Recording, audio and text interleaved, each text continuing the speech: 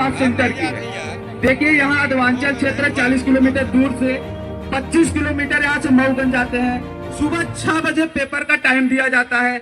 उसमें से कुछ एक्सीडेंट होते हैं, कुछ बरसात के कारण दिक्कतें आती हैं। मेरा मानना ये था कि जब ये शासकीय महाविद्यालय के नाम से आया तो मुझे बहुत खुशी हुई कि चलो बच्चों के लिए कम से कम यहाँ सेंटर बनाया जाएगा।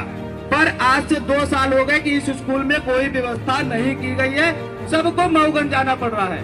हमारे बीच अनुभवी अधिकारी तहसीलदार जी खड़े हैं, करके दे दीजिए कि हमारा सेंटर हरमना में कर दीजिए और हमको कुछ नहीं चाहिए। व्यवस्था तो आप करेंगे, आज नहीं कल तो करना ही है आपको, पर हमारा सेंटर निम्नलिखित रूप से हनुमाना महाविद्यालय में करना होगा आपको। देखिए सेंटर को लेकर सबसे बड़ी समस्या हम लोग के बीच में आती है। यहाँ से 25 किलोमीटर दूर जाना पड़ता है, 40 किलोमीटर अधवांचल वाले यहाँ आते हैं। 6 बजे का टाइम दे दिया जाता है मऊगंज में और इसमें 600 से अधिक छात्र छात्राएं पढ़ते हैं और जिनमें उनके बैठने की समस्या, एमसीसी और रेड क्रॉस सोसाइटी की समस्या और महाविद्यालय में के द्वार पर कचरा टैक्सी स्टैंड हटवाकर बच्चों की वाहन पार्किंग की समस्या को निदान किया जाए और इस कॉलेज में कंप्यूटर, विज्ञान, गणित, रसायन, भौतिक इन सभी के शिक्षकों की व्यवस्था भी कराना आपका नैतिक कर्तव्य है और आपको ये कराना पड़ेगा। इस कॉलेज में अभी इतने छात्र छात्राएं बैठे हैं, आप किसी से भी पूछ लीजिए क्या प्रतिदिन यहाँ प्राचार्य आते हैं? क्या प्रतिदिन सारी क्लासेस लगती है? तो किस बात का ये कॉलेज है? ये तो भारतीय जनता पार्टी का दिखावे का है और मैं तो ये भी मानता हूँ ये पुराने कांग्रेस के जमाने की बनवाई हुई स्कूल है जिसको भारतीय 2016 से हनुमाना का सेंटर मऊगंज किया गया है। हनुमाना का सेंटर मऊगंज करने के बाद लगभग हर परीक्षा में 1-2 छात्र छात्राओं का एक्सीडेंट होता है। कभी उनके माँ बाप का एक्सीडेंट हो जाता है। पिछले साल हमारे हनुमाना से ही एक प्रतिष्ठित व्यवसायी थे, उनका एक्सीडेंट हो गया। आज तक नीलेश गुप्ता जी नाम है उनका, नगर पालिका के सामने उनका घर है। आज तक वो पूर्ण रूपेण कार्य नहीं कर सकते क्योंकि ठंड के समय में पेपर था, वो सुबह बाइक से जा रहे थे और उनका एक्सीडेंट खटखड़ी में हो गया। आज तक वो 2.5 लाख जो भी वेतनमान है उनको महीने की 30 तारीख को आ जाना है। आज 5 रुपए की कॉपी खरीद के आते हैं और लिखते हैं। कॉलेज प्रशासन कॉपी भी नहीं देता। सही बात है? सही बात है। आप लोग कॉपी खरीद के आते हो, 5 रुपए की कॉपी खरीद के आते हैं। साहब आप बताइए क्या किया गया?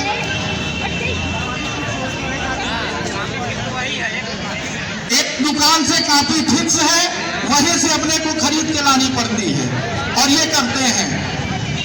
ये क्या जायज है? गलत है? ये गलत बात है। लेकिन कोई भी छात्र ये कह रहा है कि इसको माफ किया गया है 5 रुपए की माफी। बताइए, आप लोग बताइए, बोला गया है यहाँ पे एक भी न बैठने की उत्तम व्यवस्था न कुछ भी किया गया है। हमारे जो भी हम आपको आवेदन दे रहे हैं, ज्ञापन दे रहे हैं, इस पर ये 2022-23 से शासकीय भूमि अलॉट करने की प्रक्रिया चल रही थी।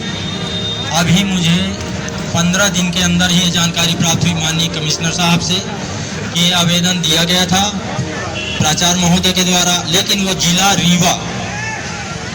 रीवा के नाम से कलेक्टर जिला रीवा को दिया गया था।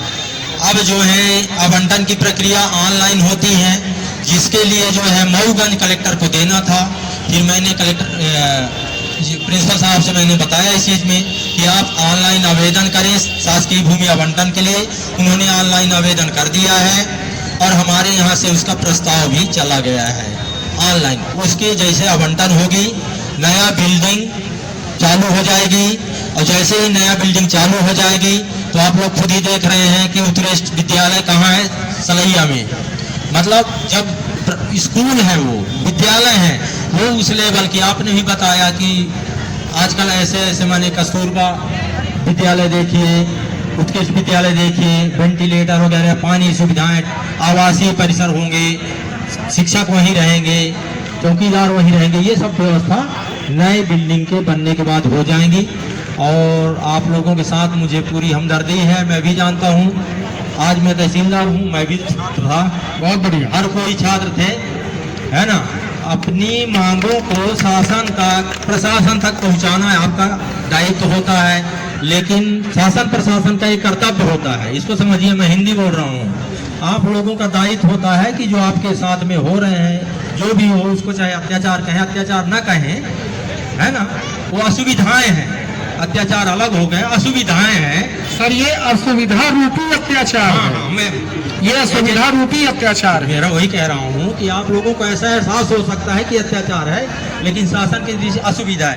उस असुविधा को जल्द ही प्रयास करने का विचार किया जाएगा। जैसे आज आप लोग ज्ञापन दे रहे हैं, मैं तत्काल ही इसको रिटर्न में, जैसा आपने कहा कि मैं तत्काल इसको कलेक्टर साहब को अभी मैं भेज दूंगा।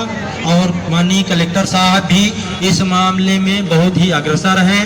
जनता से लेकर के आप लोग कहीं सुने होंगे, एक स्टूडेंट था जो विकलांग था, उनको उन्होंने लैपटॉप दिया, मतलब है ना, विशेषकर छात्रों के लिए, पढ़ाई के लिए वो खुद जाते हैं, स्कूल वगैरह की जांच करते हैं, कॉलेज में जाते हैं। आपकी मांगे मैं तो ये उच्च लेवल की है, मैं नहीं कह सकता, घोषणा नहीं कर सकता हूँ, लेकिन बहुत जल्दी ही पूरी हो जाएंगी। दूसरी बात सर, एक और निवेदन है।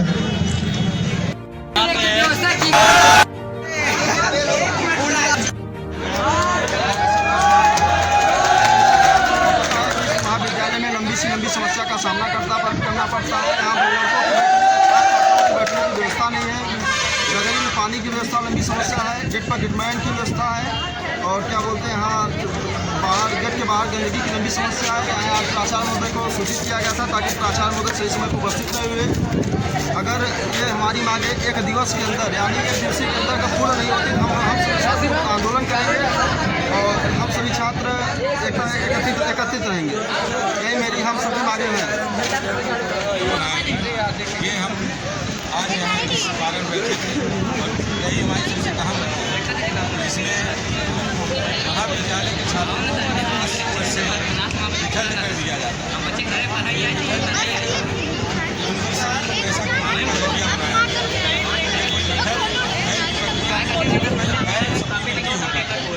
विकल्प कर दिया जाता है।